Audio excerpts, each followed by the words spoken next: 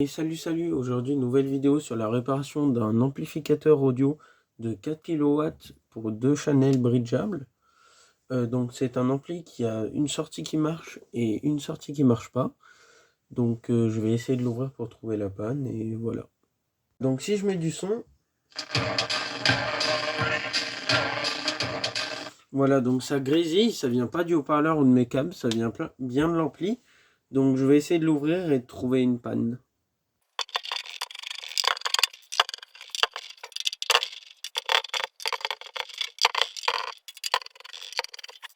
Je viens de finir de dévisser les vis, donc quand j'ouvre la plaque, alors c'est la carte mère de l'ampli. Donc déjà là on voit les transistors, condensateur, résistance, inductance, plusieurs transistors là. Là c'est les entrées audio avec l'entrée de courant et la sortie. Donc je vais essayer de regarder déjà l'œil s'il n'y a pas des problèmes. Et je vous préviens si j'en trouve. Je viens de trouver deux problèmes. Il y a cette diode Zener ou diode normale, je sais pas, qui est oxydée, donc je vais la tester. Et il y a un condensateur ici qui est dessoudé. Donc je vais essayer de le ressouder, je vais tester la diode, s'il faut je la change. Et je vais tester tous les transistors pour voir s'ils vont bien. J'ai pas d'appareil pour tester ces composants.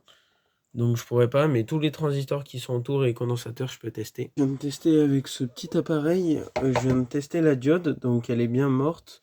C'est une diode rapide, j'ai regardé la référence d'à côté. Ce n'est pas une diode Zener.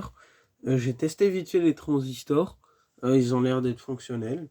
Du coup, je vais essayer de démonter la carte, de ressouder ça, le condensateur, et je vais essayer de changer la diode, et je vais voir ce qui se passe après.